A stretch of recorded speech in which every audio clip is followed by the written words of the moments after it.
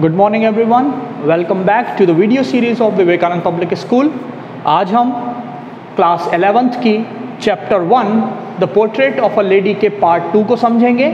इससे पहले पार्ट 1 में हमने लगभग half of the story cover कर ली थी। हमने इसके राइटर के बारे में और जिसके बारे में ये स्टोरी है वो लेडी यानी राइटर खुशवंत सिंह की ग्रैंडमदर के बारे में, उनकी विलेज लाइफ के बारे में, उसकी खुशवंत सिंह की एजुकेशन के बारे में हमने काफ़ी कुछ देखा। उसके बाद हमने देखा कि कैसे उसके पेरेंट्स जब सेटल हो जाते हैं सिटी में तो वो ग्रैंडमदर को और खुशवंत सिंह को अपने पास बुला लेते हैं और जो कॉमन लिंक ऑफ फ्रेंडशिप है वो थोड़ा सा डिस्टर्ब हो जाता है दादी और पोते के बीच में, यानी कि खुशवंत सिंह और उनकी ग्रैंडमदर के बीच में। पर फिर भी थोड़ा बहुत जो लिंक बचता है because they share the same room in the city in their house. But अब बात और आगे बढ़ जाती है और खुशवंत सिंह फर्दर स्टडीज़ के लिए अब्रॉड जाने लगते हैं, विदेश जाने लगते हैं। और जब वो विदेश जाते हैं तो उन्हें ऐसा लगता है कि मेरी दादी ऑलरेडी इतनी बूढ़ी हैं, उनकी इतनी ज़्यादा एज हो चुकी है, तो अब जब मैं शायद 5 साल बाद स्टडी करके वापस आऊँगा तो हो सकता है वन कुड नेवर टेल यानी कोई कह नहीं सकता क्या होगा, यानी हो सकता है मेरी ग्रैंडमदर मुझे ना मिलें जब मैं लौट कर आऊँ। इस तरह से उनका एक सस्पिशन था। Grandmother kissed his forehead and sees him off. Grandmother उसे विदा करती हैं और वो कहता है कि ये kiss on my forehead by my grandmother was the last sign of physical contact. मतलब उनकी जो केयर मुझे मिलती थी या उनका जो लाड़ प्यार मुझे मिलता था वो लगभग आखिरी था, इसके बाद में बाहर जाने वाला था। वो कहता है कि इसके बाद उन्होंने लगभग सबसे बातचीत भी लगभग कम कर दी और हमेशा उनकी जो आदत थी कि वो प्रेयर में उनके लिप्स चलते रहते थे और उनकी रोज़री यानी उनके हाथ में एक माला होती थी वो हमेशा प्रे में चलती रहती थी।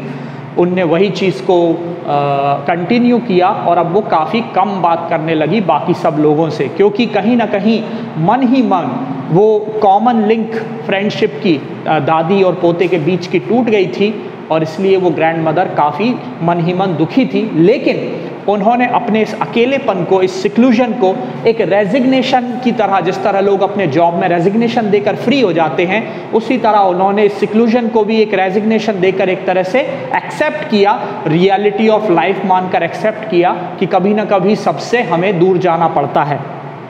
आगे वो कहता है कि to my utter surprise, Khushwant Singh बहुत ही सरप्राइज्ड है because when he comes back to his city he finds a very surprising thing that जिस दादी माँ के चले जाने का उसे डर था, शी वॉज स्टिल अलाइव, वो अभी भी जिंदा थी और she did not look a day older, वो एक दिन भी ज़्यादा बूढ़ी नहीं दिख रही थी। मतलब खुशवंत सिंह ये बताता है कि जब मैं उन्हें छोड़कर गया था उस वक्त उनका जिस तरह के चेहरा था उनका या उनके चेहरे पर रिंकल्स थे, जितनी बूढ़ी वो लगती थी, 5 साल बाद भी she was still the same, वो एक जैसी थी।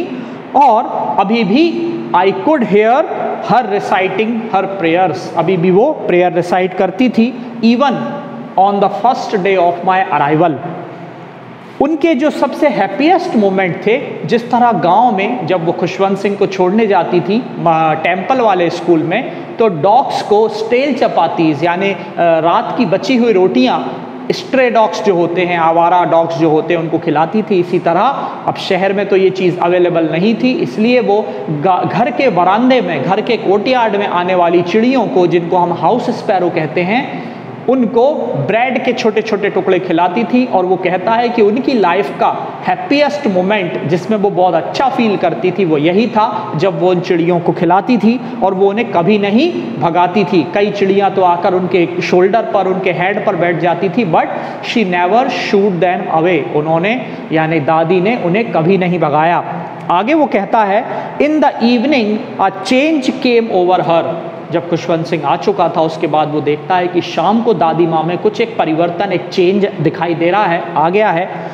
उसने प्रे नहीं की, मतलब दादी माँ ने प्रे नहीं की और उसने सारे मोहल्ले की लेडीज़ को कलेक्ट करके अपने घर बुलाया और एक पुराना ड्रम, जिसको हम अपने यहाँ ढोलक कह सकते हैं, उस तरह का एक ढोलक या ड्रम लेकर आई और सारी मोहल्ले की, उस कॉलोनी की दूसरी महिलाओं के साथ उन्होंने गाना शुरू किया।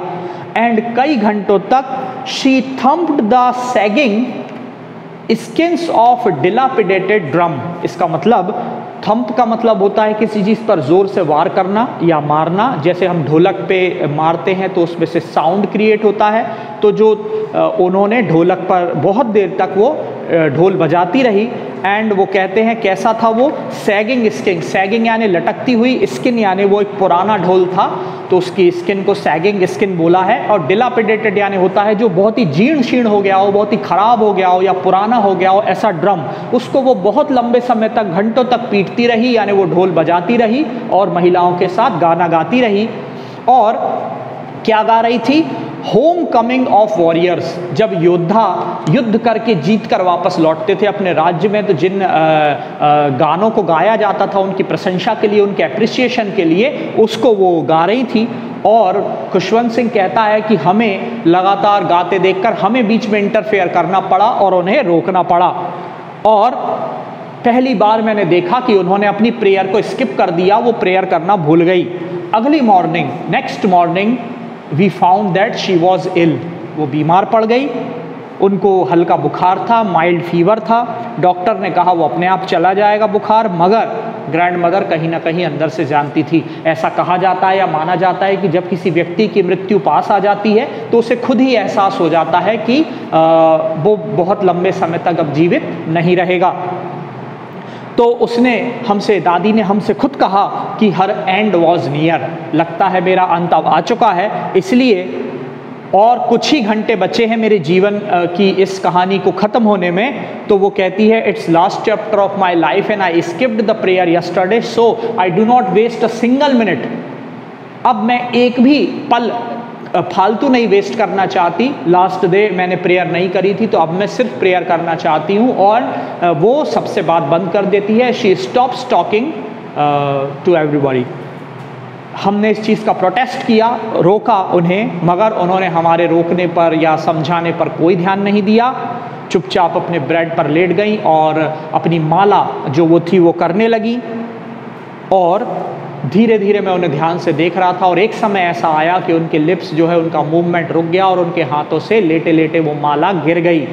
Rosary fell down from her hand and peaceful pallor spread on her face and we knew that she was dead. और एक मरने के बाद जो व्यक्ति के चेहरे पर एक शांति सी आ जाती है, एक चेहरा अलग प्रकार का हो जाता है, वैसा मुझे दादी का चेहरा दिखा और मैं ये समझ गया कि शी इज़ नो मोर, अब उनकी मृत्यु हो चुकी है, वो हमें छोड़कर जा चुकी है।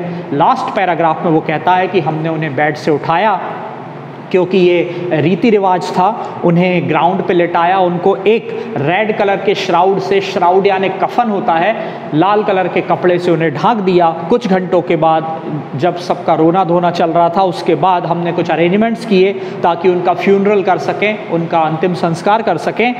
और उसके बाद इन द इवनिंग हम उनके रूम में गए और with a crude stretcher to take her to be cremated, और उनका वो स्ट्रेचर उठाया, उन्हें क्रीमेट करने यानी जलाने के लिए ले गए। एंड सन जो है सेट हो गया था, उनके रूम को बहुत चमका रहा था, खिड़की में से जो सन की लाइट आ रही थी वो उनके रूम को एक तांबे के कलर जैसा, शाम को जो कलर क्रिएट होता है सनलाइट से, वैसा क्रिएट हो रहा था और उनका कमरा बहुत चमक रहा था। हमने वो चीज़ देखी। उसके बाद वो कहता है कि फिर हमेशा की तरह जिन चिड़ियों को वो खाना खिलाती थी वो वहाँ पर आईं, और मेरी माँ ने, चूँकि मेरी दादी की आदत थी, तो मेरी माँ ने उस चीज़ को फॉलो करते हुए ब्रेड के छोटे टुकड़े किए और उन स्पैरोज़ के लिए, चिड़ियों के लिए डाल दिए। पर ऐसा लग रहा था कि वो चिड़ियाँ जो है, वो स्पैरोज़ जो है, वो अपनी तरह से दादी के जाने का शोक मना रही थी और इस वजह से उन्होंने उसे नहीं खाया और उनकी जो चहचहाट की आवाज़ थी वो भी उन्होंने नहीं करी और बिल्कुल मौन रख लिया और वो खुद भी वहाँ से चुपचाप उड़ गई। यानी उन्होंने अपनी तरह से दादी के जाने का दुख जो है प्रकट किया, एक्सप्रेस किया। और हमने ग्रैंड मदर की कॉर्प्स को यानी लाश को, डेड बॉडी को ले गए, उन्हें क्रीमेट कर दिया, जला दिया। Next morning the sweeper swept the bread comes into the dustbin, और अगली सुबह जब चिड़ियों ने वो टुकड़े ब्रेड के नहीं खाए तो जो स्वीपर, जो सफाई करने वाला आता था, उसने उन्हें झाड़ के पोंछ के डस्टबिन में डाल दिया। इस तरह से खुशवंत सिंह बताता है कि कैसे उसकी दादी का और उसका रिलेशन रहा और कैसे दादी कि कई इंस्पिरेशन रही जो खुशवंत सिंह को आगे जाकर लाइफ में सक्सेसफुल होने में उसने काफ़ी मदद करी। आप देख सकते हैं इसके क्वेश्चन भी बहुत कुछ on the basis of story आप समझ सकते हैं। जैसे हम पहले क्वेश्चन पर नज़र डालें, the 3 phases of authors relationship with his grand mother. 3 phases के बारे में पूछा है। हम आसानी से अब स्टोरी समझ ली है हमने, तो हम समझ सकते हैं कि 3 phases कौन से थे। एक फेज तो वो था जब दादी और खुशवंत सिंह गाँव में रहते थे और टेम्पल वाले स्कूल में पढ़ते थे। उसके बाद दूसरा फेज तब आया जब वो शहर में शिफ्ट हो गए और वो शहर के स्कूल जाने लगा, तब दादी का और खुशवंत सिंह के रिलेशन में थोड़ा सा वीकनेस आ गई। और उसके बाद तीसरा फेज तब वो जो यूनिवर्सिटी चला गया और फिर आया। तो इस तरह से 3 डिफरेंट फेजेस के बारे में हम छोटा सा डिस्क्रिप्शन देंगे तो इस क्वेश्चन का आंसर आसानी से बन जाएगा।